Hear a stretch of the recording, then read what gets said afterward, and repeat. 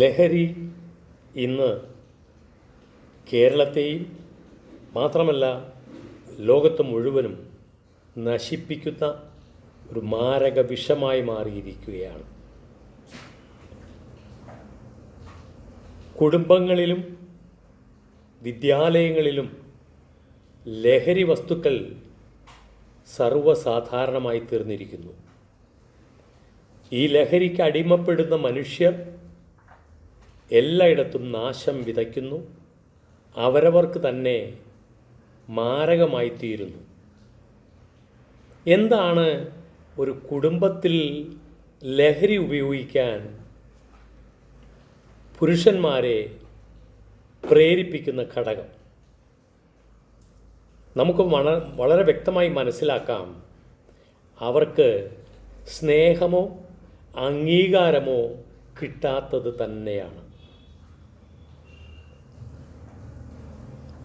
അവരുടെ നിരാശ മൂലം അവർ മദ്യപിച്ചോ മറ്റ് ലഹരി ഉപയോഗിച്ചോ വീടുകളിലേക്ക് വരുമ്പോൾ അവരെ വീട്ടിലുള്ളവർ വെറുക്കുന്നു. കള്ളൻ കക്കുന്തോറും മുടിയുന്നു, മുടിയുന്തോറും കക്കുന്നു എന്ന് പറഞ്ഞതുപോലെ ഇത്തരക്കാർ പിന്നെയും പിന്നെയും ലഹരിക്ക് അടിമപ്പെട്ട് രോഗികളായിത്തീരുന്നു, സമൂഹത്തിന് നാശം വിതയ്ക്കുന്നു. വിദ്യാർത്ഥികളുടെ കാര്യമെടുക്കാം. അവരെ വീടുകളിൽ നിന്നും പഠിപ്പിച്ചു വിടുന്നത് അഥവാ അവരെ നിർബന്ധിക്കുന്നത് നിങ്ങൾ പഠിച്ച് ഉന്നത നിലവാരമുള്ളവരായി തീരണം. അതുമാത്രമാണ് മാതാപിതാക്കളുടെയും കുടുംബാംഗങ്ങളുടെയും ലക്ഷ്യം. അവരിൽ മൂല്യങ്ങൾ കൊടുക്കാനോ മാതൃകാപരമായ ജീവിതം നയിച്ചവരെ കാണിച്ചു കൊടുക്കാനോ ഒരു കുടുംബങ്ങളിലും സാധിക്കുന്നില്ല. അങ്ങനെ വരുമ്പോൾ അവർക്ക് വിദ്യാലയങ്ങളിൽ പഠിക്കാൻ ചെല്ലുമ്പോൾ ഒന്നും തലയിൽ കയറുന്നില്ല.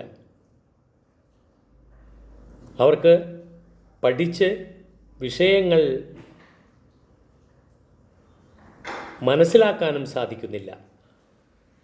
പരീക്ഷകളിൽ വിജയിക്കാൻ സാധിക്കുന്നില്ല. ഇങ്ങനെ ആ നിരാശയും അവരെ ഈ ലഹരിക്ക് അടിമപ്പെടുത്തുന്നു. കൂടാതെ സ്നേഹിതന്മാരും അവരുടെ മറ്റു കൂട്ടുകാരും പ്രേരിപ്പിക്കുമ്പോഴും ഇതിൽ വീണുപോകുന്നു. ഇതിനെന്താണ് ഒരു പരിഹാരം? വളരെ വ്യക്തമായി നമുക്ക് മനസ്സിലാക്കാം.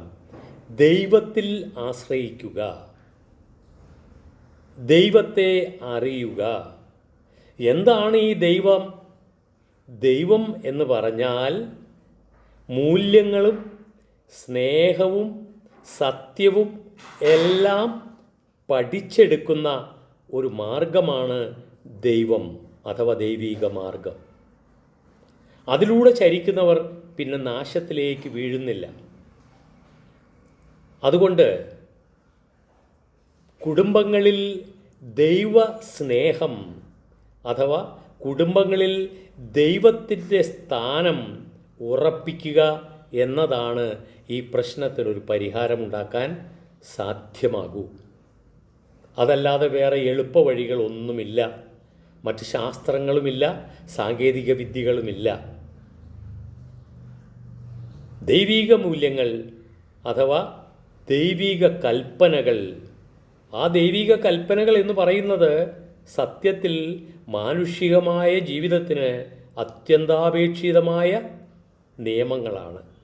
അത് മനസ്സിലാക്കാനും അത് ഫോളോ ചെയ്യാനും ശ്രമിച്ചാൽ അവർക്ക് ഇതുപോലുള്ള അടിമപ്പെടുത്തലിൽ നിന്നും രക്ഷപ്പെടാനും ജീവിതം വിജയിപ്പിക്കാനും സാധിക്കും.